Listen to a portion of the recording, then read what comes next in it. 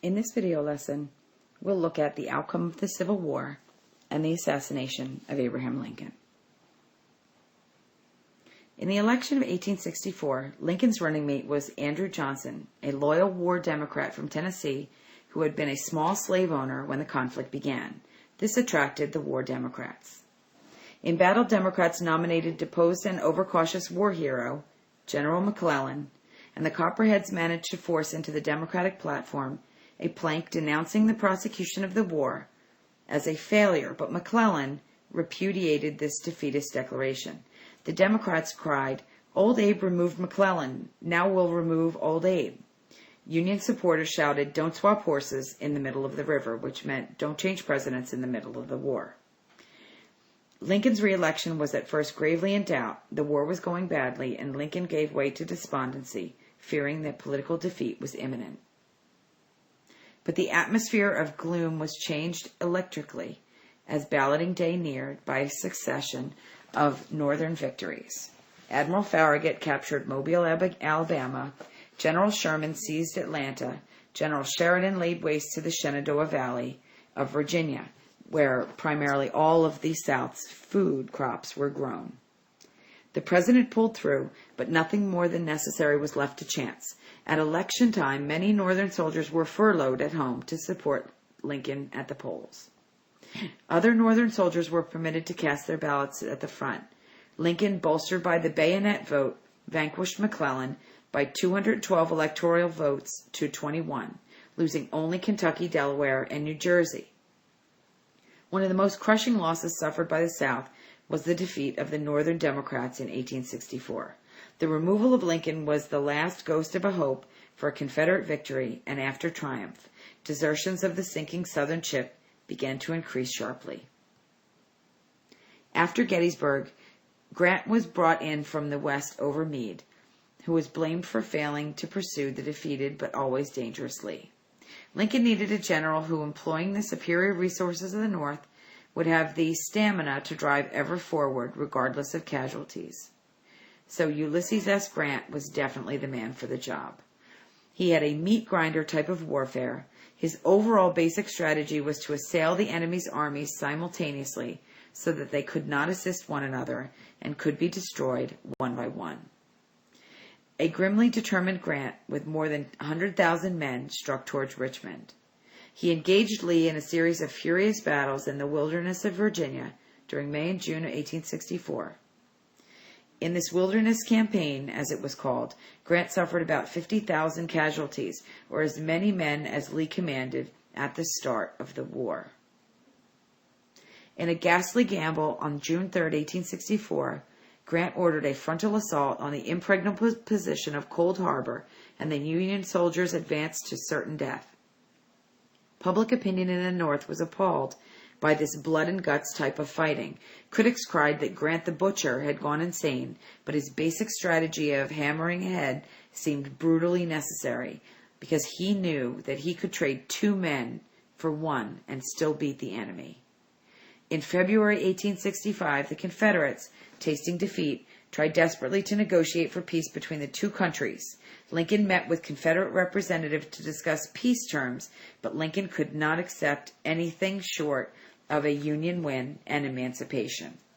The end came with dramatic suddenness. Rapidly advancing Northern troops captured Richmond and cornered Lee at Appomattox Courthouse in Virginia in April of 1865. Grant met with Lee on the 9th of April and granted generous terms of surrender. Tattered Southern veterans wept as they took leave of their beloved commander, General Lee. The elated Union soldiers cheered, but they were silenced by Grant's stern admonition. The war is over. The rebels are our countrymen again.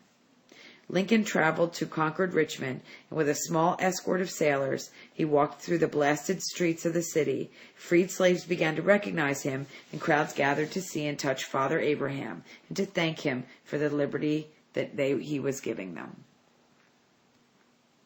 On the night of April 14th, 1865, only 5 days after Lee's surrender, Ford's Theater in Washington witnessed its most sensational drama. John Wilkes Booth, a fanatically pro-Southern actor, slipped behind Lincoln as he watched the play in his box and shot him in the head. After lying unconscious all night, the great emancipator died the following morning. Lincoln expired in the arms of victory at the very pinnacle of his fame. A large number of his countrymen had not suspected his greatness, but many others had even doubted his ability. But his dramatic death helped erase the memory of his shortcomings and caused his nobler qualities to stand out in clearer relief. The full impact of Lincoln's death was not at once apparent to the South. Hundreds of Confederation soldiers cheered when they learned of the assassination. As time wore on, increasing numbers of Southerners perceived that Lincoln's death was a calamity for them as well. Belatedly, they recognized that his kindliness and moderation would have been the most effective shields between them and the vindictive treatment by their victors. The assassination unfortunately increased the bitterness in the North. President by Bull Andrew Johnson was impeached by the embittered members of his own party who demanded harshness, not forbearance, towards the South. Crucifixion thesis does not stand scrutiny. Lincoln would have clashed with Congress with this as well. And the legislative branch normally struggles to win back power that has been wrestled from it by the executive branch in time of crisis, but Lincoln was the victorious president. In addition to his powers of leadership refined in the war crucible, Lincoln possessed a full measure tact, sweet reasonableness, and an uncommon amount of common sense. But Andrew Johnson lacked all of these things.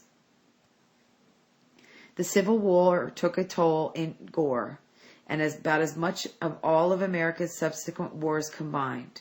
Over 600,000 men died in action or of disease, and in all over 1 million were killed or seriously wounded. The nation lost the cream of its young manhood and its leaders. Direct monetary costs of the conflict totaled about $15 billion, but this figure does not include continuing expenses such as pensions and interest on the national debt. The greatest constitutional decision of the century was written in blood and handed down at Appomattox Courthouse, near where Lee surrendered. The extreme states' writers were cursed, the national government emerged unbroken, and nullification and secession were laid to rest. The Civil War was the supreme test. It tested American democracy. It answered the question whether a nation dedicated to such principles could endure. Could it preserve its democratic ideas? Though not an announced war aim, this was subconsciously one of the major objectives of the North, to be able to prove that democracy could survive.